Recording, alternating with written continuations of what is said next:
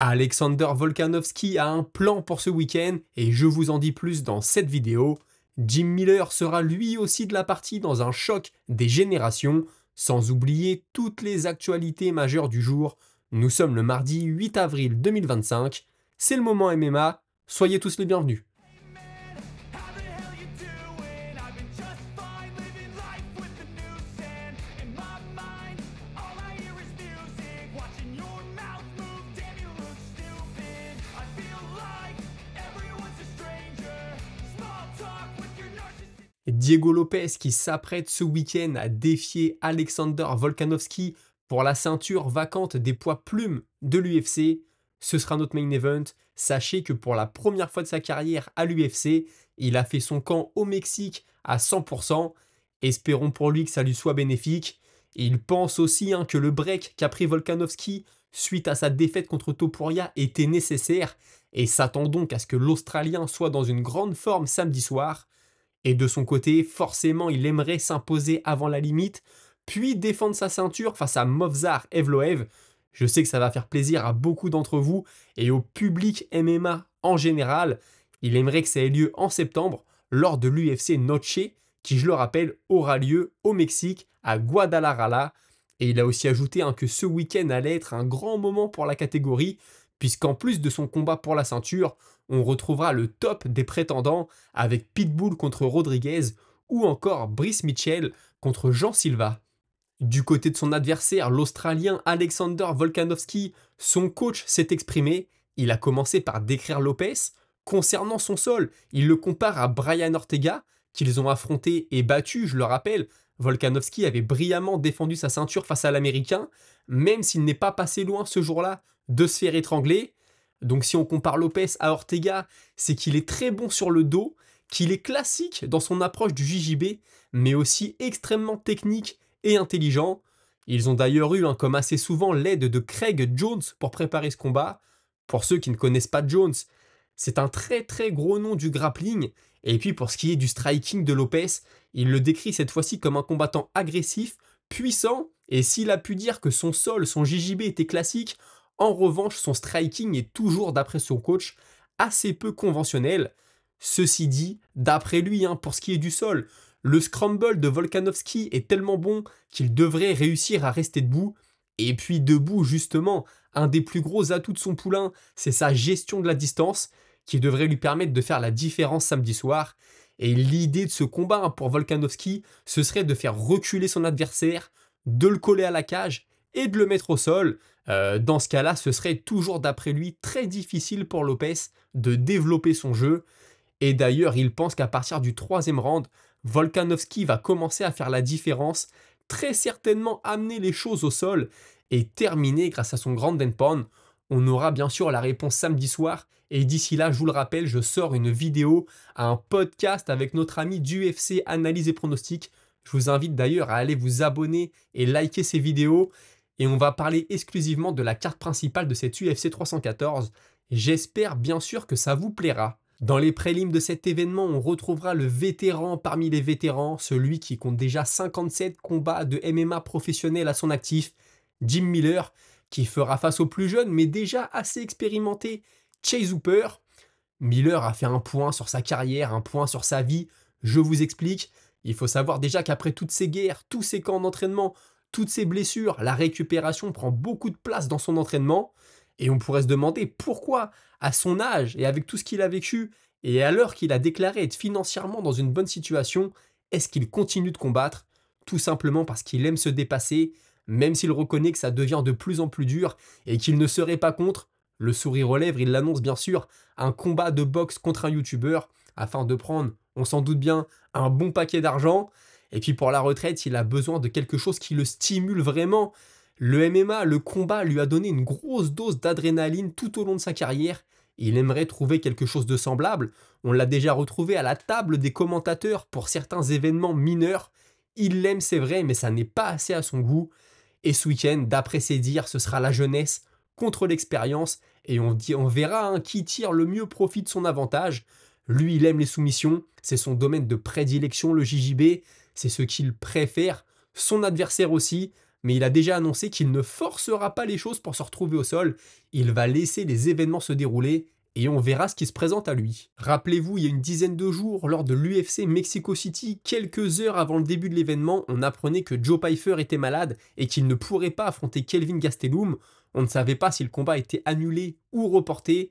Écoutez, ça n'est qu'un report et les deux croiseront le fer lors de l'UFC 316 le 7 juin prochain.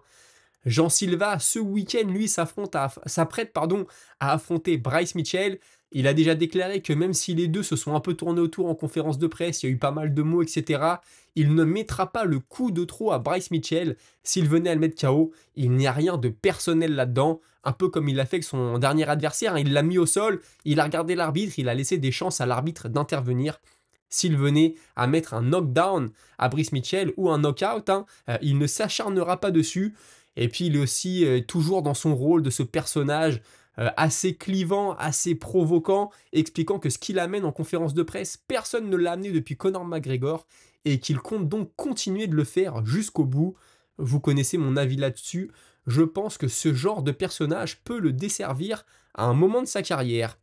Jairzinho Rozenstruik ne fait plus partie du roster de l'UFC, on en a déjà parlé. Sachez qu'il est en discussion avancée avec le Glory Kickboxing, lui qui a déjà connu une carrière de kickboxer professionnel avant de débarquer à l'UFC. Je vous affiche à l'écran le short personnalisé que portera Alexander Volkanovski ce week-end, le vert faisant bien sûr référence à son pays d'origine, son pays même, l'Australie. Josh Emmett s'est incliné le week-end dernier face à Liron Murphy en main event. Et il nous fait un petit tweet, hein, il remercie tout le monde, son camp d'entraînement, ses supporters, et surtout il n'a pas pris de mauvais coups, il n'est pas blessé, et veut donc revenir le plus vite possible.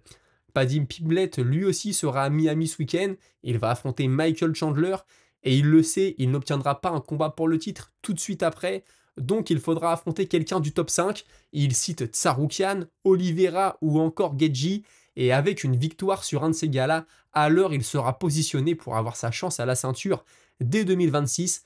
C'est en tout cas ce qu'il pense. Il faut savoir que Tsaroukian et lui se sont un peu invectivés sur les réseaux sociaux depuis quelques temps, donc peut-être qu'une histoire est en train de se mettre en place. Roman Dolidze, il y a quelques semaines, prenait le dessus sur Marvin Vettori, hein, dans une revanche, on s'en souvient. Il aimerait maintenant affronter Israel Adesanya, mais ce qui compte pour lui, c'est d'être actif, donc il demande à l'UFC de lui donner un adversaire classé devant lui, bien sûr. On aurait pu ce week-end voir Carlos Prates affronter Geoff Neal. Malheureusement, Neal blessé ne pourra pas combattre. Prates va donc affronter Ian Gary en main event de l'UFC Kansas City dans quelques semaines. Ce sera un peu plus tard ce mois-ci. Ian Gary, j'en ai souvent parlé ici, je trouve qu'il construit très bien sa carrière, qu'il sait s'entourer, c'est très important.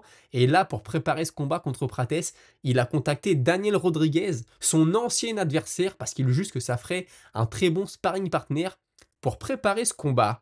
Je vous parlais aussi il y a quelques semaines d'Alexei Oleinik qui était fauché, sa femme lui a tout pris, on va pas refaire l'histoire. Il a combattu au Barnacle pour essayer de se refaire, lui qui avait déclaré que son état de santé ne lui permettait plus de performer au top de ses capacités. Malheureusement, les choses se sont mal passées pour lui et il s'est incliné par KO. Les amis, n'hésitez pas à commenter, liker, n'oubliez pas, à la fin de chaque vidéo, je sélectionne certains de vos commentaires et on en parle ensemble. Et on termine avec Conor McGregor, après le whisky, après ses nombreux business, il a tenté de lancer un meme coin, une crypto-monnaie qui en réalité a assez peu d'intérêt, mais il n'a pas réussi à lever assez de fonds pour lancer le projet. Il rembourse donc tous les contributeurs, tous les investisseurs. C'est vrai, je lisais sur les réseaux sociaux que ce genre de nouvelles nous montre à quel point Conor McGregor a perdu de sa superbe.